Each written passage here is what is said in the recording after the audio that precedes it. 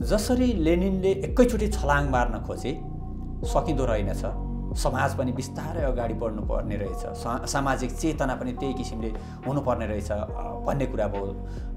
5 पछि 17 आयो हैन। त्यसै गरी मध्यसम्मको यात्रा त यसले तय गर्छ भनेर तपाईँ आफैले स्वीकार गर्दै हुनुहुन्छ भने मध्यसम्म यसलाई हामीले किन स्वीकार नगर्ने? सामाजिक चेतना माथि उठ्दै गएपछि अहिले नै छलाङ मार्ने भन्दा पनि बिस्तारै विकासलाई चाहिँ त्यसपछि गति दिँदा तपाईहरुको जुन आन्दोलन हो, तपाईको जुन स्वाभिमानको कुरो गर्नुभयो, तपाईले जुन पहिचानको कुरो, मौलिकताको कुरो गर्नुभयो र तल परेका वर्गहरूको चाहिँ उत्थानको कुरो गर्नुभयो, त्यसपछि ती कुराहरू उठाउन सकिन्न? होइन, गर्ने नै त्यही हो। जस्तो यो चरणको लडाईँलाई हामीले गर्ने हुन्न भनेको छैनौँ। मेरो भनाइ के हो भन्छ भने, जस्तो हाम्रो देशको मूल समस्या के हो भन्छ भने अहिले जस्तो मैले यो सुरुदेखि आयातितपना त भने त्यो अलिकति भेग भयो। जस्तो नेपालको भूराजनीति यति सङ्कटपूर्ण हुनुका पछाडि दुईटा शक्ति छन्। एउटा यो विदेशी शक्तिको रणनीतिबाट देश यस्तो भयो, उनको चाहिँ अन्तर्राष्ट्रिय चाहिँ लडाईँ, ध्रुवीकरणको लडाईँको कारणले चाहिँ नेपाल यस्तो भयो, त्यो गेम यहाँ खेलियो र त्यो विदेशी शक्तिले बोकेर आएको भाडाको शक्ति जो अहिले सत्तामा छ, यो दुईटा शक्तिका विरुद्धमा जो आउँछन् उनी सबै बीचमा सहकारी हुनुपर्छ, मेरो स्पष्ट कुरा छ हैन। मैले कृत्रिम रूपमा जस्तो चाहिँ यो मुद्दाबाट चाहिँ निरपेक्ष बसेर, अलग बसेर मैले राजतन्त्र, गणतन्त्र, अब के अरे हिन्दू अथवा धर्मनिरपेक्षता, म यो मुद्दामा बहस गर्न चाहन्न, यो गलत हो भन्छु। मैले सापेक्षतामा बहस गर्नु पर्यो भन्छु क्या। यो दुईटाको जस्तो इन्डियन साम्राज्यवाद, पश्चिमा साम्राज्यवाद र त्यसले बोकेको जो चाहिँ भाडाको शक्ति छ यहाँ देशभित्र, जो 12 बुँदेको मतियार हो नि, यो शक्तिका विरुद्धमा खुलेर जो आउँछन् उनको बीचमा मोर्चा बन्नुपर्छ, सहकारी गर्ने त्यही हो। तर तिनीहरूसँग टाँसेर चाहिँ उठाइने मुद्दाहरू हाम्रो देशको निम्ति काम गर्दैनन्। तपाईले जुन भनिराख्नु भएको छ, देश राष्ट्रियता यो कुराहरू सङ्कटमा छ, देशको पहिचान यो सङ्कटमा छ भनिरहनु भएको छ। रुसमा जब आक्रमण भयो त्यो बेला जारका भत्काइएका शालिकहरू पनि टल्काउन लगाइयो, लेनिन जस्ताले टल्काए। राष्ट्रिय शक्तिहरू त सबै एक हुने होला नि, एक ठाउँमा आउने होला नि यदि राष्ट्रियता सङ्कटमा छ भने। अनि सबै ससाना झुन्ड मुन्ड बनाउने, एउटा दायाँ हिँड्ने, एउटा बायाँ हिँड्ने, एउटा माथि हिँड्ने, एउटा तल लाग्ने, 10तिर फर्केर बस्ने होइन होला। फेरि कम्युनिस्टभित्र पनि त राष्ट्रवादी सोच भएका होलान्, कङ्ग्रेसभित्र होलान्, एमालेभित्र, सबैभित्र होलान्। कम्युनिस्ट भन्दाखेरि सबै आए। त्यसरी मिल्दा हुँदैन सबै? होइन, मिल्नुपर्छ। तर मैले भने नि तपाईँलाई, जस्तो त्यो राष्ट्रिय शक्ति भने के त त्यो परिभाषित हुनु पर्यो नि। नेपालको यति बेलाको सन्दर्भमा इन्डो पश्चिमा शक्ति जसले नेपालको भूराजनीति यस्तो बनायो हैन, भूराजनीति यस्तो बनायो भनेर मैले उनलाई किन भनेको भन्छ भने, म 47 सालदेखि केही घटनाहरू हेर्छु मैले हैन। जस्तो योजनाबद्ध रूपमा जो हमला भयो नि, एउटा पहिलो चरण चाहिँ तपाईँको निजीकरण, अर्थतन्त्रमाथि हमला, दोस्रो दासढुङ्गा, तेस्रो दरबार हत्याकाण्ड, चौथो माओवादी युद्ध, अनि यो सबै बाटो क्लियर गरिकन 12 बुँदे समझदारी हैन। यो जसले गरायो र यसमा जो मतियार भयो, यसका विरुद्ध आउने शक्ति मात्रै राष्ट्रिय शक्ति हो, मेरो बुझाइ हो। अब यो बाहिर चाहिँ नक्कली नारा तपाईँको भजाइ खाने हुन्छ नि, च्याखे थाप्नेहरू हैन। अब इन्डियन पैसा खान्छ, अमेरिकी साम्राज्यवाद भन्छ, अथवा चाहिँ तपाईँको अमेरिकन दूतावास पैसा खान्छ, इन्डियाको विरोध गर्छ। त्यो राष्ट्रले फेरि सबैलाई यसै गरी आरोप, तपाईलाई पनि आरोप त होइन, आरोप लगाउन्, नै आरोप लगाएर हुँदैन। आरोप लगाएर केही पनि फरक पर्दैन। चिज के हुन्छ भने त्यो भूमिका मात्रै देखिनु पर्यो नि त। जस्तो इन्डो पश्चिमा साम्राज्यवाद र त्यसले बोकेको शक्तिका विरुद्ध एउटा कार्यक्रममै चाहिँ तपाईँको आयो भने आरोप जतिसुकै लगाउनु त्यसले केही फरक पार्दैन। तर कसको एजेन्डा भयो, कसको विचार, होइन, मैले धेरैसँग यहाँ छलफल गरेँ, त्यससँग कसको डलर बोक्यो भन्ने पनि हुन्छ। होइन, मैले यहाँ धेरैसँग, जस्तो राष्ट्रवाद र यो दलाल 12 बुँदेको विरोध गर्ने यहाँ मान्छे धेरै छन्, मैले धेरैसँग छलफल गरेँ। तर धेरै चाहिँ कहाँ आउनै मानेनन् भन्छ भने यो विदेशी शक्तिहरू जहाँ प्रत्यक्ष संलग्न छन् नि, यहाँ यो त सबैले देखिया छ, यिनको नाम उच्चारण गर्न पनि मान्दैन। यहाँ 12 बुँदेको विरोध गर्छ, त्यो दलहरूसँग विरोध मात्रै छ क्या, त्यहाँ दलहरूसँग विरोध छ। तर 12 बुँदेमा दलहरूलाई ल्याउने शक्ति को हो भन्न ऊ तयार छैन, किन उसकै दलाली गरेर फेरि ऊ सत्ता हत्याउनु खोजिरहेछ। त यस्ता खालका चिजहरू चाहिँ त्यस बेला मात्रै साफ हुन्छन् जब कार्यक्रममै होइन त्यो अन्तर्राष्ट्रिय शक्ति र त्यसले बोकेको शक्तिको विरुद्धमा जान तयार हुन्छन् उनीहरू चाहिँ राष्ट्रिय शक्ति हुन् होइन। जो बोल्दैनन् एउटा पाटोमा बोले जस्तो गर्ने अर्को पाटोमा नबोल्ने तिनी छद्मवेशी हुन्। त्यस कारणले गर्दाखेरि राष्ट्रिय शक्ति भनेर बाहिर जो कराउँछन् सबैलाई समेट्न सक्ने स्थिति छैन। यो भ्रम नेपाली फस्या छ। त्यस कारणले गर्दाखेरि हामीले देशलाई साँच्चीकै निकास दिने अथवा चाहिँ तपाईँको मान्छेको चाहिँ यो पीडाको सेन्टिमेन्ट भजाएर होइन अब यिनलाई सरकारबाट हटाएर आफू मन्त्री हुनु कुरा मात्रै हो। हामी त्यो खेलमा किन फस्ने, फेरि किन फस्ने, कसैलाई फेरि मन्त्री बनाउनुको निम्ति त्यो खेलमा हामी किन फस्ने? जस्तो मूलभूत रूपमा हो जस्तो देशले यो समस्याबाट चाहिँ मुक्ति पाउँदैन अथवा यो देशको नागरिक जुन हालत छ नि 1 करोडभन्दा बढी मान्छे बाहिर पलायन भइसके उनीहरू देशबाट फर्कन पाउँदैनन् र देशको विकासै हुँदैन भने त्यो सत्ता परिवर्तनको बाटोमा हामी किन लाग्ने? राम्रो कुरा गर्नुभयो, राम्रो कुरा गर्नुभयो। यो भूमिका यो जसरी विदेश पलायनको कुरो छ, बेरोजगारीको कुरा छ, असमानताको कुरो छ, सामाजिक विभेदको कुरो छ, वर्ग विभेदको कुरो छ, यो कुराको भूमिका पहिलादेखि नै बाँधिँदै समस्याहरू थिग्रिँदै यहाँसम्म आइपुगेको हो कि 12 बुँदे पक्षधरहरू पावरमा आइसकेपछि एकाएक उत्पत्ति भएको। किनभने अहिले राजावादीहरूका कुरा गरौँ चाहे हिन्दूवादीहरूका कुरा गरौँ उनीहरूले भन्ने के हो भने तपाईँले सङ्केत मात्र गर्नुभयो जस्तो यहाँ दुःख छ, पीडा छ, समस्यामा छन्, सङ्कटमा छन्, विदेशिएका छन्, यहाँ रोजगारीको अवसर छैन, गरी खाने कुनै माहौल छैन भनेर भनिरहेका छन्। यो समस्याहरूको मूल जड कहाँ हो, सुरुवात कसरी भएको होइन? 12 बुँदे उत्पत्ति मैले तपाईँलाई भने 12 बुँदे उत्कर्ष हो, मैले अघि नै भनिसकेँ होइन। 12 बुँदेबाट सुरु भएको बिल्कुल झुट कुरा हो यो। 12 बुँदेबाट मात्रै यो सङ्कट आयो भन्नेहरू तिनी सत्ताको आकाङ्क्षी मात्रै हुन्। मैले अघि नै भने 12 बुँदेको अन्ततः एक चरणको समाधान मात्रै हो, प्रारम्भिक चरण हो त्यो होइन। मैले दुईटा कुरा तपाईँलाई राख्छु। एउटा मैले भने नि तपाईँको हरेक आन्दोलन एकदम प्रायोजित छन् बाहिरबाट र त्यो आन्दोलनका मूल्य मान्यता सिद्धान्त सबै प्रायोजित छन्। मैले एउटा आन्दोलनहरू होइन अघिल्लो पनि जस्तो 7 सालपछि नै हेर्नुहोस् न, मैले यो सिङ्गो डेमोक्रेसीको कुरा हार्दैछु त्यो गरिसक्नुभयो तपाईँले, मैले भन्छु त्यो भनिसक्नुभयो तपाईँले। अहिलेका आन्दोलनहरू ठ्याक्क नामै त हो दुर्गा प्रसाईको आन्दोलन होइन, दुर्गा प्रसाईको यस्तो छ, राजावादीहरूको आन्दोलन दुर्गा प्रसाईको प्रायोजित होइन। जस्तो म व्यक्तिमा जान्दा है व्यक्तिलाई नै हो। यति बेला मैले के हुन्छ भने नेपाली जनता जुन सकसमा बाँच्नै नसक्ने भयो नि त्यो ठुलो पङ्क्ति दुर्गाको वरिपरि जम्मा भएको छ। यी बैंक पीडितको नाममा भ्रष्टाचारको विरुद्धमा यत्रो मान्छे उर्लिरहेको छ होइन। यो देशले जे मूल समस्या झेलिरहेछ त्यो समस्याको निम्ति, समस्या समाधानको निम्ति यो आएको छ यहाँ। त्यस कारणले हामीले पात्रलाई धुरीमा राख्नु हुँदैन। पात्र त जस्तो हिजो नेपालका नेपाली अब यसैले गर्छ भन्थे होइन, एक चरण एउटा आयो गयो होइन। जस्तो दुर्गाको रूपमा आज यो कति जान्छ, मैले व्यक्तिको कुरा मात्रै गरेको, तर प्रवृत्ति र तपाईँको सिद्धान्त जोडिएर आउने त्यो खारिँदै जान्छ। त्यो त व्यक्ति मात्र हुँदैन नि, व्यक्ति मात्रै हुँदैन, एकदम हो, कुनै न कुनै विचारले डोराएको हुन्छ। एक्ज्याक्टली हो, मेरो भनाइ हो। जस्तो नेपालका नेपाली उसले ग्राउन्डमा टेकेन, सुन्नुहोस् है, अब ऊ चाहिँ तपाईँको सिद्धियो। जस्तो अहिले पनि के हो भन्छ भने नेपालको समस्या के हो भनेर यो अगाडि बढ्न सकेन भने यो एक चरणपछि हराउँछ होइन। जस्तो नेपालको समस्या भनेको यहाँको मान्छेको रोजीरोटीको समस्या, रोजगारीको समस्या, सुरक्षाको समस्या, यो भ्रष्टाचारको समस्या, सार्वभौमताको समस्या धेरै छन्। यो मुद्दालाई चाहिँ सम्बोधन गरेर अगाडि बढ्न सक्यो भने यसलाई कसैले ढाल्न सक्दैन होइन। अलिकति पछाडि फर्केला, दमनले फर्केला, तर यो चाहिँ मेटिँदैन होइन। गलत ढङ्गले बहक्यो, पपुलिस्ट मुद्दामा गयो अथवा चाहिँ आधारभूत चिराबाट बहक्यो भने यो सिद्धिन्छ। त्यस कारणले गर्दाखेरि यसले अर्को रूप लिन्छ। जस्तो हिजो नेपालका नेपाली भन्दा त यो त भयानक भयो नि, मान्छेले त केही त सिकेछ नि। अब यो चाहिँ तपाईँको अगाडि बढेन भने यसबाट अर्को कुरा सिक्छ, अनुभव हासिल गर्छ, कमी कहाँ भयो, कमजोरी कहाँ भयो, आन्दोलन परिमार्जन हुँदै जाने हुन्। त्यस कारणले मैले यसलाई प्रायोजित मान्दैन। जस्तो कतिपय मान्छे भनेका छन् नि होला घुसपेट गर्न खोजिया छन्, जस्तो इन्डियनहरू एक ढङ्गबाट घुसपेट गर्नु खोजिया छन्, अरू पनि खोजिया होला नि, त्यसलाई अन्त लाग्नु कोसिस त्यो सबै छ। तर यसको उत्थान चाहिँ तपाईँको प्रायोजित होइन, मैले त्यो भन्न खोजेको होइन। मैले तपाईँले अघि नै भन्नुभयो नि जस्तो 12 बुँदेको अन्त्य मात्रै समाधान किन होइन भन्छ भने म दुईवटा कुरा भन्छु। दुईवटा कुरा, एउटा त मैले अघि नै भने 7 सालदेखिकै जग हाम्रो खतरनाक छ प्रजातन्त्रको नाममा, सुन्नुहोस् है।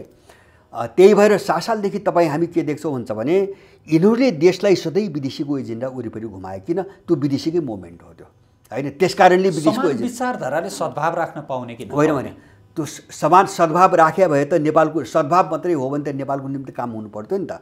जस्तो 7 सालपछि मतलब तपाईँले भन्न सक्ने एजेन्डा के हुन्?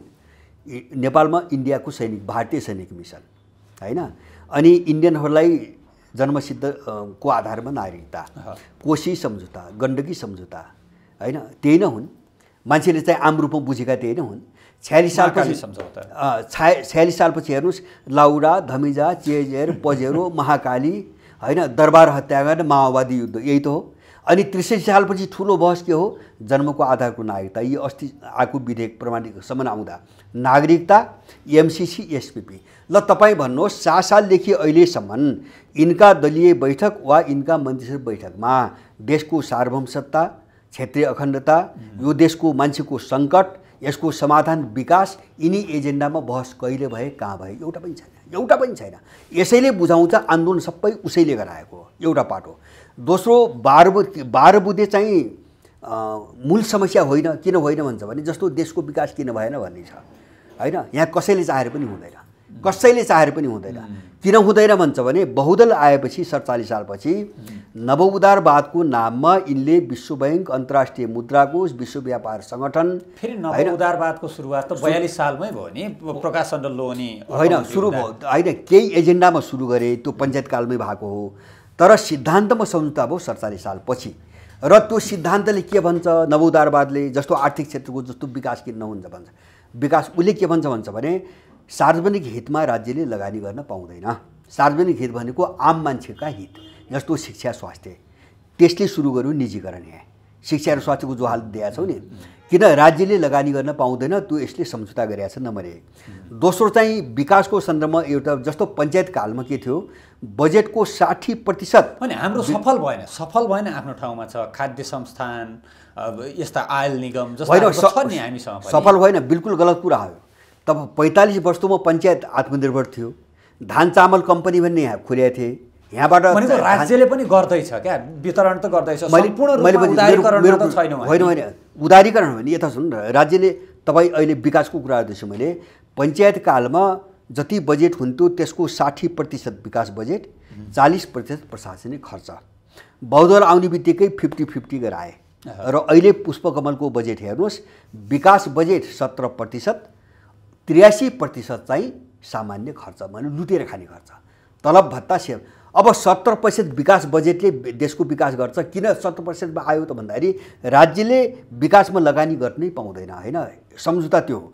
एउटा त सार्वजनिक क्षेत्रमा लगानी हुँदैन, आम मान्छेलाई चाहिने। दोस्रो, राज्यले अर्थतन्त्रलाई त्यो माहौल बनाइदिने हो, राज्यले अर्थतन्त्रलाई संरक्षण दिन पाउँदैन, दोस्रो सम्झौता संरक्षण दिन पाउँदैन। र तेस्रो, जति ऋण र अनुदान हुन्छ त्यो उनले तोकेको सेक्टरभन्दा बाहिर विनियोजन गर्न पाउँदैन। त्यही भएर जस्तो हामीसँग भएको स्रोत साधनमा लगानी किन गर्दैन राज्यले, त्यो उसँग एग्रिमेन्ट हो बहुराष्ट्रिय कम्पनीसँग। जस्तो हामीसँग राज्य नियन्त्रित व्यवस्था हुनु पर्यो, राज्य नियन्त्रित होइन, राज्य संरक्षित त हुनु पर्यो नि त। अर्थतन्त्र चाहे निजी सेक्टरको होस् चाहे सरकारले चलाएको होस्, त्यसलाई राज्यले संरक्षण नगरिकन देश काम लाग्छ हैन। कमसेकम त्यसको मूल्यको ग्यारेन्टी हुनु पर्यो, बजारको ग्यारेन्टी हुनु पर्यो, त्यो उत्पादन जो छ त्यसलाई हानि नोक्सानी गर्ने हुने गरी चाहिँ आयात रोक्नु पर्यो, त्यही सामान रोक्नु पर्यो। यति त मेकानिजमहरु मजबुत बनाएको, यहाँको उत्पादनले संरक्षण प्रोत्साहन पाओस् भन्ने नीति त हुनु पर्यो नि। अब त्यो पनि गर्न नपाउने सम्झौता छ यहाँ। अनि यो सम्झौता रहेसम्म यो देशको विकास कसरी हुन्छ भने, त्यो क्षेत्रमा जस्तो विदेशीले जति ऋण दिन्छ नि, किन कृषिमा लगानी हुँदैन, किन उद्योग के अरे चाहिँ जडीबुटीमा हुँदैन, किन पानीमा हुँदैन? यत्रो पानी छ, राज्यले लगानी गर्नुपर्ने, सबै विदेशीलाई किन दिन्छ, लगानी गर्न दिँदैन, सम्झौता त्यो हो। त्यस कारणले यो जालो नतोडिकन तपाईँ 12 बुँदेको कोर्स चाहिँ खारिज गरिकन मात्रै तपाईँ देशको विकास कसरी गर्नुहुन्छ?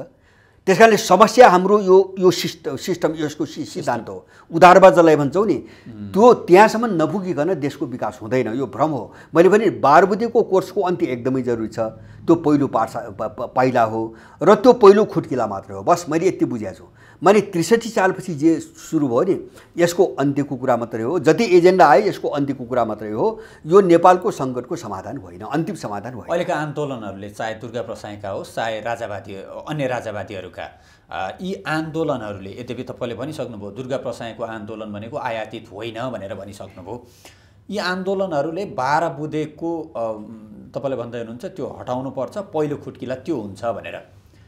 त्यसलाई हटाउन विस्थापित गर्न सक्छन्, त्यो सामर्थ्य राख्छन्? तपाईँले कसरी हेर्नु भएको छ यी आन्दोलनहरू? होइन, अब यो यस्तो छ, सामर्थ्य छ। अब त्यो आन्दोलनले मात्रै त्यो सक्छ मेरो निष्कर्ष त्यो छैन, होइन। तर लडाइँको एउटा प्रारम्भ हो, होइन। अब त्यो अलिकति परिमार्जित हुनुपर्छ होला, मेरो विश्वास छ, मलाई आशा छ होला। परिमार्जित भएर त्यसलाई अलिकति चाहिँ जस्तो नारामा त्यो कार्यक्रममा सबै परिमार्जन गरेर अगाडि बढ्नुपर्छ। के भयो, के छाड्नु पर्यो, के नयाँ थप होइन, छाड्नु पर्यो भने छाड्नु परेन, जस्तो फोकस कहाँ हुनु पर्यो, केन्द्रित कहाँ हुनु पर्यो भन्छ भने देशले जे समस्या झेल्या छ त्यहाँ जानु पर्यो क्या। जस्तो मेरो भनाइ के भन्छ भने 12 बुद्धेको एउटा त त्यो कोर्सको अन्त्य भयो, त्यसभित्र धेरै एजेन्डाहरू आयो, म त्यहाँ जान चाहन्न। त्यो त व्यवस्थाको दोस्रो कुरो आर्थिक सामाजिक मुद्दा उठाएका छन्, आर्थिक मुद्दा विशेष गरेर ब्याङ्कहरूको, वित्तीय संस्थाहरूको आतङ्कको कुरो। यो बैङ्कको वित्तीय संस्थाको पनि आतङ्क कहाँबाट आइरहेको छ त्यो बुझ्नु पऱ्यो क्या, कारण बुझ्नु पऱ्यो क्या। जस्तो आतङ्क मात्रै छ भनेर त भएन नि त। आतङ्क किन आयो त भन्दाखेरि त्यो त एउटा नीतिले ल्याएछ। जस्तो नवोदारवाद अन्तर्गत जो दलाल पुँजीवाद हो नि, त्यो दलाल पुँजीवादको एउटा बाटो नै लुट हो, होइन। पुँजी सञ्चयको बाटो हो, अधिकतम रूपमा चाहिँ तपाईँको मान्छेको सम्पत्ति लुट्ने बाटो हो। यो सामान्य कुरा होइन। परिमार्जन जस्तो चाहिँ एजेन्डा छोडेर है, एउटा एजेन्डा त 12 बुद्धेको कोर्सको अन्त्य भयो, अहिले त्यसभित्र आउने एजेन्डा भइदियो। दोस्रो कुरा, हाम्रो खुला सिमाना बन्द गर्नुपर्छ। हाम्रो थाई समस्या हो, थाई समस्या के गर्ने? तारबार कि पर्खाल? तारबार र पर्खाल पर्दैन, सिमाना बन्द गरेर भिसा र पासपोर्ट सिस्टम लगाइदिए पुग्यो नि त। इन्डियनहरू चाहिँ तपाईँको सारा अपराधको स्रोत पनि खुला सिमाना हो र जनसङ्ख्या अतिक्रमणको स्रोत पनि खुला सिमाना हो। इन्डियन अत्याचारको यो सारा कारण पनि खुला सिमाना। नियमन गरे हुँदैन, त्यसले त फेरि फाइदा पनि गरेछ। वारीबाट पारी जाने, पारीबाट वारी आउने, उताको बिहेको सम्बन्धहरू यता होइन। बिहे किन यो अतिरिक्त रोटी बेटी बिहे भने यो इन्डियन दलालहरूको भाष्य हो यो, होइन। इन्डियासँग जति विवाह गर्छन् मलाई लाग्छ त्योभन्दा बढी अन्त देशसँग हुन्छ अहिले युरोपमा अमेरिकामा विवाह गर्ने मान्छे कम छन्, होइन।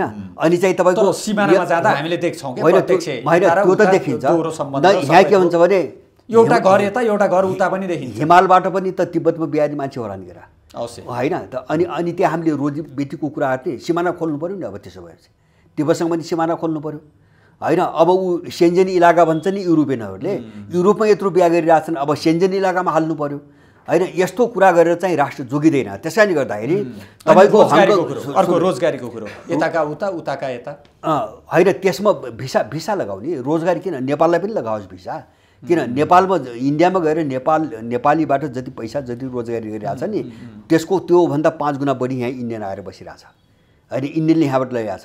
रेमिट्यान्स नै सबभन्दा बढी लग्ने देशमध्ये पर्छ इन्डियनहरू। यहाँबाट लग्ने देशहरूमा अधिकतम रूपमा बढेछ, 5-6वटा देशभित्र पर्छ नेपाल। भनेपछि सिमाना बन्द नगरिकन यो समस्या कहिले पनि हल हुन्न। दोस्रो कुरा, तेस्रो चाहिँ दोस्रो सिमाना बन्द, तेस्रो चाहिँ एनजिओ आइएनजिओ सबै यहाँबाट लखेट्नुपर्छ। किन यो एउटा पश्चिमा रणनीति अन्तर्गत एजेन्डाहरू चलाउने हो, होइन। सत्ता नै उनले चला हो। जस्तो तपाईँको कुनै पनि मन्त्रालयको नीति यहाँ कसैले पनि बनाउँदैन। मैले भन्छ भने देश ऋण र अनुदानबाट चल्या देश, उनको शर्त हुन्छ, शर्त अनुसार यहाँ काम गर्छन् र सबै नीति उनले बनाउँछन्। जस्तो खाद्यान्न नीति, वन नीति, सुरक्षा नीति, विदेश नीति, न्याय नीति। नेपाल त यस्तो भइगयो कि तपाईँको एनजिओको लगानी न्यायालयभित्र प्रवेश गराएपछि न्यायाधीश गुन्डामा परिणत भयो आज, होइन। न्याय सर्वोच्च अदालत एनजिओले चलाउँछ।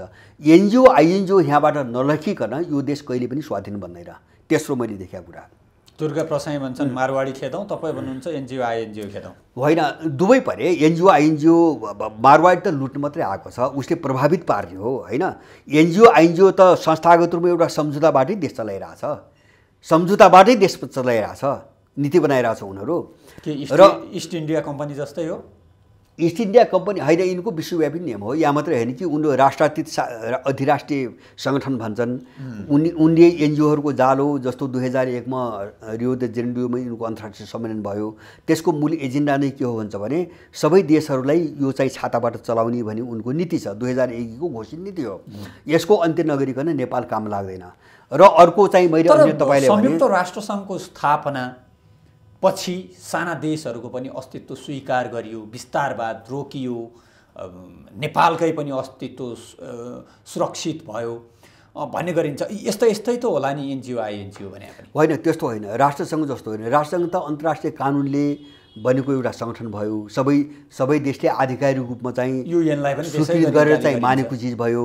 एनजिओ आइएनजिओ होइन। त्यसरी कुनै युलाई युएनलाई यिनीहरूलाई चाहिँ त्यसरी लिनु भएन। होइन, एनजिओ त्यस्तो हुँदैन। एनजिओ त युरोपका देश र अमेरिकनहरूले आफ्ना चाहिँ तपाईँको लगानी गर्ने एउटा माध्यम बनाएर विभिन्न कमजोर देशहरू शासन गर्ने, लुट्ने, तोडफोड गर्ने हतियार हुने त। युनाइटेड त्यो उसको पनि संयुक्त राष्ट्रसङ्घ र तपाईँको युएनको पनि युएन भन्छु त्यो युरोपियन युनियनको पनि त हुन्छ नि युरोपियन युनियनको फन्डिङ भनेको तपाईँको त्यो एउटा एक खालको राज्य स्तरको फन्डिङ हो होइन। यिनी त राज्य स्तरका अङ्ग पनि भएनन्। एनजिओ आइएनजिओ भने यिनी राज्य स्तरका निकाय पनि भएनन्। यिनी कुनै अन्तर्राष्ट्रिय कानुनले मान्यता दिएका सङ्गठन पनि भएनन् होइन। जस्तो यहाँ 20-25 संयुक्त राष्ट्रसङ्घ ठिक छ, त्यसदेखि बाहेक अरू होइन। संयुक्त राष्ट्रसङ्घको उसको भूमिका ठिक छ कि छैन त्यहाँ नजाउँ। कमसेकम त्यसरी प्रत्येक देशले औपचारिक रूपमा स्वीकृत गरेको सङ्गठन त हुनु पऱ्यो नि। त्यो त एनजिओ आइएनजिओ त होइन, अन्तर्राष्ट्रिय मान्यता प्राप्त त होइन यिनीहरू। जस्तो धेरै देशमा यिनीहरू प्रवेशै पाउँदैनन् होइन। धेरै देशमा यिनीहरूले लगानी गर्नै पाउँदैनन्। जहाँ कमजोर छन्, जहाँ सक्छन्, उनले त्यहाँ गएर बर्बाद पार्ने हो। त्यस कारणले एउटा चाहिँ मैले अघि नै भने यो नवोदारवादका नाममा बहुराष्ट्रिय कम्पनीसँग भएका सम्झौता तोड्नुपर्छ विकास गर्ने हो भने। चौथो कुराहरू र यिनी हामीले भोगेका एजेन्डाहरू हुन्। जस्तो करप्सनको मुद्दा तेस्रो भयो होइन। अर्को एउटा भयो यो भ्रष्टाचारको। यसको सम्पूर्ण चाहिँ यिनको सर्वस्वरण गरेर यिनलाई यसरी दण्डित गर्नुपर्छ कि यहाँको मान्छेले दण्ड गर्नु चाहिँ कति ठुलो अपराध रहेछ भन्ने कुरा बुझोस्। केही पाठ त दिनु पऱ्यो नि त, मान्छेलाई केही सन्देश त दिनु पऱ्यो, समाजलाई नैतिकवान त बनाउनु पऱ्यो। र मलाई अर्को यिनी मूलभूत चिजमा नगएर लडाइँ अगाडि नबढाइकन नेपालको यो समस्या हल हुँदैन। भनेको यी सबै कुराहरू एजेन्डाहरू मिले भने के दुर्गा प्रसाई र तपाईँको पनि सहकार्य हुनसक्छ सँगसँगै देख्न होइन। सहकार्य सबैको हुनुपर्छ। दुर्गा प्रसाई हाम्रो अर्काको मात्रै भएन कि। जस्तो सहकार्य त्यो मिसनसँग चाहिँ जोडेर जाने सबै मान्छेको बिचमा हुनुपर्छ। मैले भने जानुहुन्छ दुर्गा प्रसाईको अभियानमा? होइन, दुर्गा प्रसाईको अभियान भन्ने भएन। जस्तो यो सबै चाहिँ चिजलाई समेट्नु हो भने त्यो दुर्गा प्रसाईको मात्रै अभियानै रहँदैन त्यो होइन। त्यो राष्ट्रको निम्ति एउटा ठुलो लडाइँको मुद्दा बन्छ र त्यो मुद्दामा ढिलो चाँडो सबै जानै पर्छ। यदि देशको निम्ति जसले काम गरिरहेको छ त्यो मान्छे जानै पर्छ। हामीले त्यो दिशामा धेरैसँग छलफल चलाइरहेछौँ। जाने कसरी त अब होइन। कमसेकम मान्छेले के बुझोस् भन्दाखेरि हामी के को निम्ति यो लडाइँको कुरा गरिरहेका छौँ त्यो त मान्छेले त बुझ्नु पऱ्यो नि त। त्यो लडाइँ कहाँ जोडिनु पऱ्यो? देशको जीवन, राष्ट्रको जीवन र यो देशको मान्छेको जीवनसँग त जोडिनु पऱ्यो नि त। प्रत्यक्षमा जोडिनु पऱ्यो त्यो लडाइँ। तिनी सबै एजेन्डा र एउटा कार्यक्रम बनाएर जानुको हामीसँग विकल्प छैन र ढिलो चाँडो मान्छे जान्छ। किन यो असफलताबाट अनुभवबाट सिक्दै जान्छ नि त। सीमा के हो भने बुझ्दै मान्छेले जान्छ, मान्छे परिमार्जित हुन्छ। मेरो एउटै कुरा छ भन्छ भने अहिले जो उठ्या छ, जति एजेन्डामा उठ्या छ यसलाई मर्न दिनुहुन्न, यसलाई ढल्न दिनुहुन्न। त्यो भएर हामीले पूर्ण रूपमा हामीले समर्थन गरेका छौँ।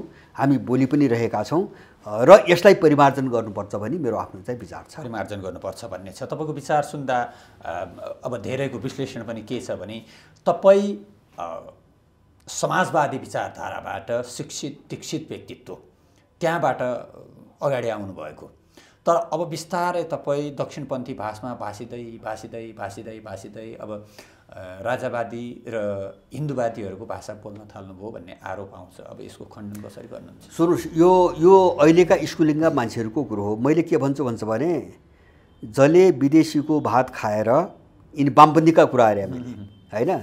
जसले आफ्नै पार्टीको नेता मारेर दबाउँछ, जसले इन्डियन भात खाएर चाहिँ 10 वर्ष नेपाली मार्छ, तिनी हत्याराहरूले मलाई वामपन्थीको पाठ नपढाए हुन्छ होइन। यिनलाई त्यो शर्मको विषय हो। यिनी नैतिकता हुनु भने त्यो शर्मको विषय हो होइन। अर्को चिज चाहिँ तपाईँको वामपन्थी भन्ने शब्द के हो? दक्षिणपन्थी वामपन्थी भन्छ भने वामपन्थी भनेको यथास्थितिको विरोधी भने मात्रै हो। त्योभन्दा बढी केही पनि होइन। परिवर्तनको पक्षधर बस त्यति हो। वामपन्थीको अर्थ त्यति हो, अरू केही पनि होइन। अब अहिले चाहिँ मान्छे अपभ्रम छ, एउटा अभ्यासले के भयो वामपन्थी भनेको कम्युनिस्ट हो भन्ने अर्थमा बुझ्छ मान्छेले होइन। उसको त्यो बुझाइ गलत हो। यद्यपि अर्थ त्यस्तो लाग्यो प्रगतिशील रूपान्तरण यथास्थितिमा रूपान्तरण, राम्रो बाटोमा रूपान्तरण, त्यति नै हो। अब सुन्नुहोस्, फेरि होइन नराम्रोबाट झन् नराम्रो होइन, राम्रोबाट झन् राम्रोतिर। राम्रो भन्नाले मैले देशको हित सापेक्ष यो देशको मान्छेको हित सापेक्ष आर्थिक सामाजिक सबैको वामपन्थी भनी मान्यो भने त्यति हो। अर्को चाहिँ तपाईँले भने जस्तो मेरो भनाइ के हुन्छ भने जस्तो समाजवाद भन्नुभयो नि, समाजवाद भन्ने शब्द समाजको भलाइसँग सम्बन्धित छ, आम समाजको प्रतिनिधित्व गर्ने मानिन्छ। यद्यपि प्रयोग कस्ता के भए अब लोकतन्त्र पनि त्यही हो नि, लोकसँग जोडिएको छ हो त्यो, तर जो प्रयोग भए त्यो समाजवादसँग सम्बन्धित छ कि छैन भन्ने अर्को पाटो हो हैन। जस्तो अब मैले अभ्यासमा पुँजीवादै भयो, त्यो व्यक्तिको चाहिँ तपाईँको राज्य प्रणाली हो हैन, व्यक्ति सर्व। अब समाजवादको जो अभ्यास भयो नि, मैले के देख्छु भने हामीले अहिले उठाएको मुद्दा के हो भन्छ भने समाजवादको नाममा जो प्रयोग भए तिनी नाम त समाजवाद राखिए, तर त्यहाँ समाजको मान्छे छ नि त्यो कामदार मात्रै सीमित रह्यो, त्यो कहिले पनि तपाईँको राज्यको अधिकारी बन्न सकेन, राज्यमा निर्णायक रहन सकेन, त्यो कामदारै भयो हैन। कामदारको रूपमा गाछबास कपासको ग्यारेन्टी भयो, तर त्यो कामदारै भयो। त्यसैले मेरो अहिले हामीले उठाएको सुरुवात हो नि त, यो पाक्नु पर्यो, फल्नु पर्यो, फुल्नु पर्यो, पाक्नु पर्यो, त्यो मोडेल त्यसपछि झर्ने हो अनि नयाँ आउने हो हैन। त्यो मोडेलै गलत भयो। जस्तो समाजवादको प्रयोगको मोडेलै गलत भयो। हाम्रो कुरो के हो भन्छ भने अहिले जस्तो हामीले उठाएको कुरो समाज केन्द्रित विचारधारा र व्यवस्था प्रणाली त्यही अनुसारको भनेको छौँ। जस्तो शासन प्रणालीमा हामीले स्थानीय स्वशासन, पूर्ण अधिकारसहितको स्थानीय स्वशासन भनेका छौँ। अब ग्रास रुटमा जसलाई अहिले पालिका भन्छ नि, त्यसलाई सम्पूर्ण रूपमा निर्णय गर्ने शक्ति नदिएर चाहिँ तपाईँको अब त्यो राजनीतिक रूपमा त्यो तलको मान्छे चाहिँ निर्णायक बन्दैन, कहिले पनि बन्दैन हैन। बाँकी त बिचौलिया हुन्। जस्तो केन्द्र प्रदेश भने त त्यो ग्रास रुटको मान्छेको प्रतिनिधित्व गर्दैन नि अहिले हैन। माओवादी फेल खायो, माओवादीले पनि अब जस्तो पहिला एउटा माओवादीले पनि भन्थ्यो, मधेस आन्दोलनताका स्वायत्त मधेसका कुरा पनि थिए, तर त्यो त फेल खाइसक्यो नि यहाँ हैन। फेल त्यो जातीय प्रान्तीय हैन, यो त विदेशी एजेन्डा थियो, यो विदेशी एजेन्डा थिए, नेपाललाई धुमाल्न उक्लिएका एजेन्डा थिए। यो सफल पनि सम्भावना थिएन, किन नेपालको यथार्थ एकातिर थियो, यिनले अगाडि बढाउनु खोजे एजेन्डा अर्कोतिर थियो। कहाँबाट सफल हुने, धरातलले नभएपछि सफल हुँदैन। र दोस्रो मैले भने स्थानीय स्वशासनपछि हामीले जस्तो आर्थिक विकासको क्षेत्रमा हामीले के भन्छ भने हामीले सामुदायिक अर्थतन्त्रको मेरुदण्ड मुख्य रूपमा सामुदायिक अर्थतन्त्र, माने समुदाय जो तल छ हैन, जसलाई अहिले हामी गाउँ भनी बुझौँ अथवा पालिका भनी बुझौँ अथवा एउटा जिल्ला भनी बुझौँला, त्यसको कन्सेप्ट म अहिले जान्न। त्यो समुदायले के उत्पादन गर्ने, कसरी गर्ने, त्यसको मार्केटिङ कसरी गर्ने, त्यसको आवश्यकता के हो, सारा चिज निर्णय गर्ने त्यही समुदायलाई हुनुपर्छ। त्यो विकास समुदायको अर्थतन्त्रमा हस्तक्षेप कसैले गर्न पाउनु हुँदैन। अझ यसो भन्न मिल्छ, सच्याउनु होला मिलेन भने, लाइनको जो अन्तमा छ सबैभन्दा पहिला त्यसको उत्थान। जस्तो उत्पादनमा पनि के, जस्तो काठमाडौँलाई एउटा समुदाय मानौँ एकछिन, माने यहाँ के उत्पादन गर्ने, त्यो त त्यसको जे आवश्यकता छ त्यो न गर्छ हैन। अहिले यहाँका मान्छेको आवश्यकताबाट उत्पादन त हुँदैन, यो त पुँजीको निम्ति उत्पादन हुन्छ। यहाँ त पुँजी सञ्चयको हिसाबबाट उत्पादन हुन्छ। हामी कहाँ जानुपर्छ, हामीलाई जे चाहिएको छ मान्छेले त्यही गरोस्। त्यसकारणले त्यो छनौट गर्ने र त्यसलाई अगाडि बढाउने राइट जबसम्म त्यो समुदायलाई हुन्न तल, तबसम्म त्यसको विकास कहिले पनि हुँदैन। हामी यो मोडेलमा गएका छौँ। त्यसकारणले हाम्रो चाहिँ जो तपाईँले समाजवाद भन्नुभयो त्यसको जो प्रयोग देखियो त्योभन्दा उच्च स्तरको समाजवादको प्रयोग हो, ताकि सम्पूर्ण अधिकार त्यही समुदायलाई हो। समुदाय भने त समाज हो, समुदाय सबै मिलेर समाज बन्ने हो। त्यसकारणले त्यो सामुदायिक अर्थतन्त्रमा जाने हामी कुरो गरेका छौँ, जसको प्रयोग समाजवादमा पनि भएन। मैले भने समाजवादमा मान्छे कामदार भयो, पुँजीवादमा दास भयो, पुँजीवादमा बिल्कुल दास भयो, समाजवादमा कामदार मात्रै भयो। त्यसकारणले गर्दा त्योभन्दा माथि मान्छेलाई कसरी उठाउने, समुदायलाई कसरी उठाउने। त्यसकारणले हाम्रो जो समुदाय कि हाम्रो तृणमूल नेपालको एउटा मुद्दा समाज केन्द्रित विचारधाराको विकास हैन, त्यो पनि आफ्नो मौलिकतामा समग्रमा कुरा गर्दा हाम्रो आफ्नो स्कुल अफ थट के हो, जस्तो नेपाललाई अगाडि बढाउने हाम्रो आर्थिक राजनीतिक सामाजिक सांस्कृतिक नैतिक विचारधारा के हो, हामी त्यहाँ जानुपर्छ। हामी यो आयातित सबै फ्याँक्नुपर्छ र त्यसलाई व्यवहारमा जाँदाखेरि जो सिस्टमको कुरा आउँछ, सिस्टमको कुरा आउँदाखेरि त्यो समुदायलाई मजबुत राजनीतिक रूपमा, आर्थिक रूपमा, सामाजिक सांस्कृतिक रूपमा समुदायलाई मजबुत कसरी गराउने, हामी त्यहाँ केन्द्रित छौँ। र त्योभन्दा अर्को चाहिँ देशलाई चाहिँ अगाडि बढाउने, एउटा समृद्ध बनाउने अर्को बाटो छैन। जस्तो कुनै पनि पार्टीका, कुनै पनि विचारधाराका, सङ्गठनका अल्पकालीन, तात्कालीन, मध्यकालीन, दीर्घकालीन योजनाहरू हुन्छन्। तपाईँको अन्तिम गन्तव्य जे भन्नुभयो 3-4वटा एजेन्डाहरू त्यो होला। तर अहिले जुन किसिमको अलमल देखिँदैछ, अन्यल देखिँदैछ, एउटा चाहिँ नै चक्कालाई इतिहासतिर फेरि फर्काउने प्रयत्न, अर्को चाहिँ रोक्ने प्रयत्न। तर फेरि जसले रोक्न खोजिराखेका छन् तिनीहरूले आफ्ना कमी कमजोरीहरू रोक्ने प्रयत्न गरेका छैनन्। हामी ठिक हौँ, अर्को गलत हो मात्र भनिराखेको अवस्था सम्भव छ। राजा आउन हिन्दू धर्म फेरि पुरानै कुरो सुरुमै जाँदाखेरि, अथवा तपाईँ राज संस्था र हिन्दूको पक्षमा हो कि होइन, त्रिमूलकै कुरा गरौँ। यस्तो मेरो प्रश्न यस्तो छ, मैले के बुझ्छु भन्छ भने तपाईँको जस्तो मैले सुरुमा तपाईँलाई एउटा कुरा भनौँ, यो रिलिजन र धर्म भन्ने चिज एउटै होइन। यो हामीले गलत अनुवाद गरेर बसेका छौँ होइन। हामीले सम्प्रदायलाई धर्म भनिरहेछौँ।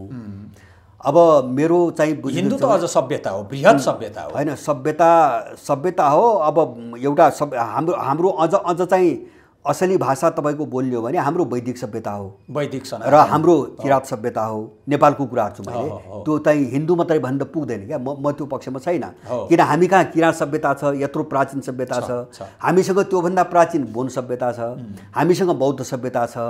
त यो सबैलाई एकीकृत नगरिकन हाम्रो देश चाहिँ तपाईँको सभ्यता र संस्कृतिमा पूर्ण हुँदैन। यस्तो गलत र अपाङ्गको कुरा कसैले गर्न हुँदैन। ओमकार परिवारको कुरो हुन्छ नि, अहिले ओमकार भन्नुहोस्, अथवा हाम्रा कमसेकम मूलभूत रूपमा 4 सभ्यता त समेट्नु पर्यो। जसले नेपालको नक्सा बनाए होइन, जसले नेपालको सभ्यता र संस्कृति र मूल्य मान्यताको कोणबाट एउटा नक्सा खडा गरे होइन, त्यो सबै चिजलाई नजोडिकन हामी अगाडि बढ्न सक्दैनौँ। मेरो कुरो एउटा प्रश्न छ। दोस्रो के हुन्छ भने धर्म भनेको कर्तव्य हो होइन। धर्म भनेको त्यति हो जसले प्राकृतिक रूपमा जे स्वभाव र गुण प्राप्त गरेको छ त्यो अनुसारको काम गर्नु, जिम्मेवारी चाहिँ तपाईँको निर्वाह गर्नु धर्म हो होइन। बाँकी धार्मिक संस्कृति हुन् बढीमा है, बाढी चाहिँ पूजा पद्धति, प्रार्थना विधि र धार्मिक संस्कृतिहरू हुन्। त्यस कारणले यिनलाई धर्मको रूपमा चाहिँ अब व्याख्या गर्न मिल्दैन, गर्न मिल्दैन र होइन। आवश्यक छ कि छैन, सम्भव छ कि छैन। नै यस्तो हो। त्यसको साथसाथै प्राचीन के अरे धार्मिक संस्कृति सापेक्ष भन्न सकिन्छ। र त्यसमा मलाई के लाग्छ भन्छ भने यो लडाइँलाई राम्रो ढङ्गले लैजाने हो भने मैले भने हाम्रा प्राचीन जो छन् तिनी सबैलाई त्यो भाषामा कोड गर्नुपर्छ भन्ने पक्षमा छु म होइन। एउटा चिजलाई मात्रै बोकेर यो विरोधाभासमा फस्ने र भोलि अर्को विदेशी खेल्ने ठाउँ बनाउने पक्षमा म चाहिँ छैन होइन। हिन्दू राज्यको एजेन्डा पनि विदेशीका लागि यहाँ मैदान तयार गर्ने उ त खेल्छ नि त। मैले भने हिन्दू भन्ने मान्छेले किराँत भन्न चाहिँ टाउको किन दुख्छ, बौद्ध भन्न टाउको किन दुख्छ, बोन भन्न टाउको किन दुख्छ, मेरो भनाइ के हो क्या। समग्र देशको सोच हो भने त सबैलाई समेट्नु त पर्यो। सबै त नेपाली हो। त्यो किराँत मेरो होइन, किराँत सभ्यता मेरो होइन, मैले होइन भन्ने। त्यो यलम्बर यहीँ चाहिँ नुवाकोटमा बसेर शासन गरेको हो होइन। त्रिशुलीसम्म उसको राज्यको सिमाना थियो होइन। फेरि हिन्दू जस्तो व्यापक बृहत धर्मको चाहिँ छाती यति सानो पनि त कहाँ होला र जहाँ अरू हटाउँदैन हो। माने वैदिक परम्परा एउटा विशाल चाहिँ दार्शनिक परम्परा हो। यो यति विशाल अरू छैन। ज्ञानको ठुलो भण्डार हो, दर्शनको ठुलो भण्डार हो, अत्यन्तै सहिष्णु ऊ हो। जस्तो यहाँ चाहिँ चारवाकको चाहिँ भौतिकवाददेखि होइन, कपिलको साङ्ख्य पनि भौतिकवादै हो होइन, तपाईँको चारवाक पनि भौतिकवाददेखि लिएर ब्रह्मवाद सबै चाहिँ मिलेर बसेको छ, सबैलाई एउटै धारा मान्छ। यति विशाल चाहिँ ज्ञानको भण्डार अरू छैन, किन उनको साहित्य लेखिएन होइन, त्यो लिपिमा आएन र कमजोर हुँदै गए। तर पनि जे जति मूल्य मान्यता छन् ती सबै त हाम्रै हुन्, तिनी सबै सम्प्रदाय त हाम्रै हुन्। त्यस कारणले गर्दाखेरि सनातन धर्म सापेक्ष, सुन्नुहोस् मेरो आफ्नो भाषामा कोड गर्ने धर्म सापेक्ष, किन धर्म सनातनै हुन्छ। धर्म सनातन, धर्म कुनै व्यक्तिको रचना होइन, कुनै व्यक्तिको रचना होइन धर्म होइन। धर्म कर्तव्य हो। यो सृष्टि जुन दिनदेखि सुरु भयो त्यहाँदेखि धर्म सुरु भयो र सृष्टि जुन दिनसम्म रहन्छ त्यहाँसम्म धर्म रहन्छ। त्यस कारणले धर्म सनातन त्यो कर्तव्य हो। अब यो सनातन धर्म सापेक्ष अब हाम्रो सनातन संस्कृतिहरू, अब हामी व्याख्यामा हाम्रा सनातन संस्कृतिको सबैको कुरा गरौँ हामीले होइन। अब त्यो भएपछि यो लडाइँ चाहिँ तपाईँको पूर्ण भएर जान्छ। किन हामीले त जस्तो मैले सुरु भने हाम्रो लडाइँ राष्ट्र निर्माणको लडाइँ हो। त्यो राष्ट्र निर्माण राजनीतिक रूपमा, आर्थिक रूपमा, विकासको कोणबाट, धार्मिक सांस्कृतिक रूपमा पनि त राष्ट्र निर्माणलाई त पूर्णतातिर लैजानु पऱ्यो नि हामीले। त्यस कारणले अलिकति बृहत सोचबाट जानुपर्छ। मेरो भनाइ यो छ। अब तपाईँले राजाको कुरा गर्नु, मेरो स्पष्ट मान्यता पहिलेदेखि अहिले मात्रै, मलाई भ्रम के छैन भन्छ भने हाम्रो देशको भूराजनीति कहाँ छ भनेपछि जस्तो यहाँभित्रका शक्तिहरू, राष्ट्रिय शक्ति, एउटा चाहिँ भाडाको शक्ति, अर्को देशभक्त शक्ति, मेरो भन्दा होइन भाडाको शक्ति, यो दुईटा शक्ति र अन्तर्राष्ट्रिय कोणबाट हेर्दाखेरि हाम्रो देशको भूराजनीतिमा हस्तक्षेप गर्ने शक्ति र नगर्ने शक्ति, यो सबैलाई सन्तुष्ट बनाएर मिलाएर लैजाने नेपालको भूराजनीतिमा एजेन्डा छैन। म यसमा प्रश्न छु, किन यही चिजको त्यही स्वार्थले देशलाई यस्तो बनायो, त्यही अन्तर्राष्ट्रिय शक्तिहरूको एजेन्डामा टक्राउले देशलाई यस्तो बनायो। त्यसकारणले सबैलाई मनाएर लैजाने कुनै एजेन्डा छैन, उनीहरू मान्दैनन्। त्यसकारणले अहिले मैले सुरुमा भने नि, म त्यही ल्याएको छु, हामीलाई देश गिजोल्ने विदेशी शक्ति र त्यसले बोकेको भाटाको शक्तिको विरुद्धमा हैन जो आउँदैन उसको अबको लडाइँमा कुनै पनि भूमिका रहँदैन, ऊ मेटेरै जानुपर्छ। त्यसकारणले राजाको कुरा गर्दा यो लडाइँमा उनको भूमिका सकारात्मक मात्रै होइन, त्यो सबैले बुझिने खालको भूमिका सहित आउँछन्। अब त्यो ब्यानरलाई बोकेर जानु हाम्रो पनि धर्म हो, राष्ट्रका निम्ति है, राष्ट्रका निम्ति हाम्रो पनि कर्तव्य हो, किन त्यो मोर्चाको कन्सेप्ट हो त्यो हैन।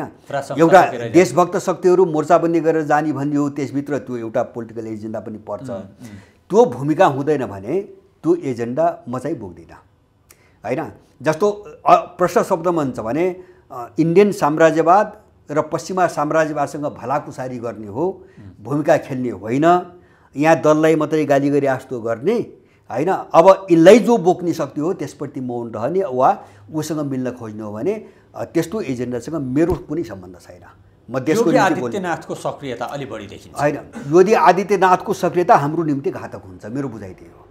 किन भन्छ भने उनले आफ्नो इन्ट्रेस्टको कुरा गर्छन्, त्यो त मूर्खले पनि बुझ्नु पर्यो नि। त्यही सक्रियताले नेपालमा राज संस्था पुनर्स्थापित गर्छ भन्ने राजावादीहरूको विश्वास। तपाईँ सुन्नुहोस्, एउटा चाहिँ साझा मुद्दामा सहकार्य गर्ने एउटा कुरा हुन्छ, तर अर्काको इन्ट्रेस्टमा काम गर्नु थाल्यो भने तपाईँको चीनको इन्ट्रेस्टमा गर्नुहोस् त्यो घातकै हुन्छ, इन्डियाको गर्नुहोस्, अमेरिकन गर्नुहोस् त्यो घातकै हुन्छ। तपाईँ नेपाली बन्ने कि नबन्ने मेरो कुरो त्यो हो क्या। र मैले त्यो हिन्दुत्वलाई त्यो इन्डियन हिन्दुत्वको रूपमा मैले कहिले पनि स्वीकार गर्दिनँ, मैले कहिले पनि स्वीकार गर्दिनँ। उनको पोलिटिकल आइडियोलोजी हो, जो हिन्दुत्व भन्छन् एउटा पोलिटिकल आइडियोलोजी हो, उनले प्रश्न भनेका छन् हैन। हामी त्यो बोक्न सक्दैनौँ, त्यो देश मार्ने कुरा हो, देश सिद्ध्याउने कुरा हो। दोस्रो त्यो धार्मिक रूपमा जो कुरो गर्छन् नि, त्यो इन्डियनले भन्ने हिन्दू र हामीले भन्ने हिन्दूमा कुनै सम्बन्ध छैन एकदम। हाम्रो हिमाली जस्तो हाम्रो त शैव संस्कृति हो, त्यो हिन्दू भनौँ वैदिक जे भनौँ शैव संस्कृति हो। यहाँ संस्कृतिको कुरा गर्दा अब तब के अरे देवी संस्कृति हो, तपाईको इन्डियनहरूको वैष्णव संस्कृति हो, आकाश पाताल फरक छ, जरै मिल्दैन। अनि चाहिँ हिन्दूको नाममा चाहिँ इन्डियनसँग साथ मेरो प्रश्न के भन्छ भने जस्तो राजनीतिक आदर्शको नाममा पश्चिमा बोक्ने हैन, फ्री मार्केट इकोनोमीको नाममा घुमाएर पश्चिमा बोक्ने, हिन्दूको नाममा इन्डियन बोक्ने हो भने त्यो सबै देशद्रोहीहरू हुन्।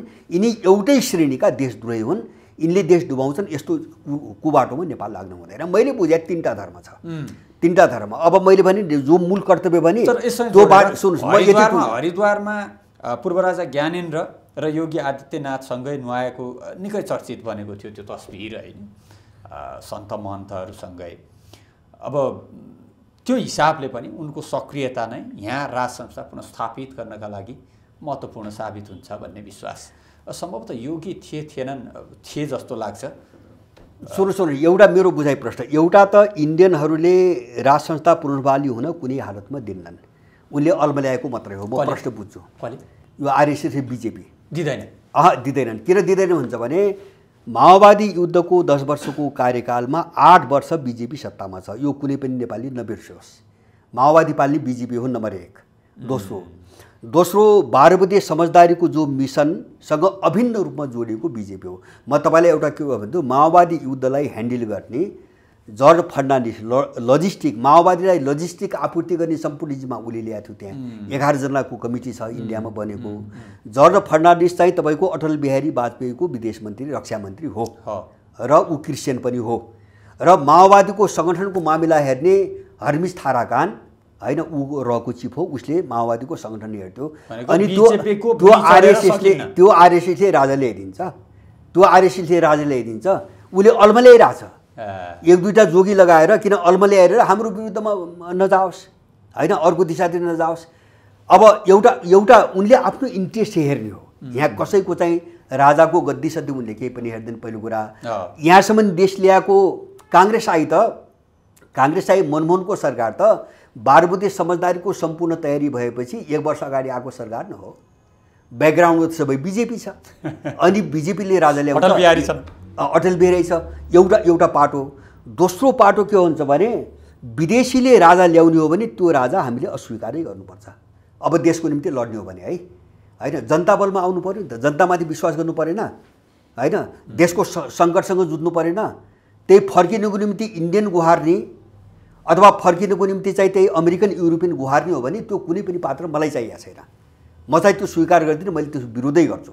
त्यस कारणले गर्दाखेरि हाम्रो के भने हाम्रो सङ्कटको सन्दर्भमा कसको भूमिका के हो हामी त्यहाँ जाउँ होइन। मैले बारम्बार भनेको छु त्यो हिसाबले हो भने ठिक छ, सकारात्मक भूमिका हुन्छ भने राजा मान्न तयार, राज संस्था मान्न तयार होइन।